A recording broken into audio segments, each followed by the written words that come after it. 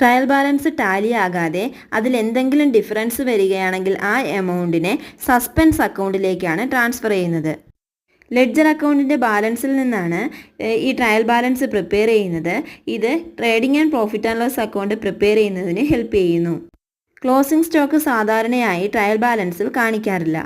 അഥവാ closing stock trial ബാലൻസിൽ തന്നിരുന്നാൽ അതിനെ ബാലൻസ് ഷീറ്റിൻ്റെ അസറ്റ് സൈഡിൽ മാത്രമേ എടുക്കുള്ളൂ.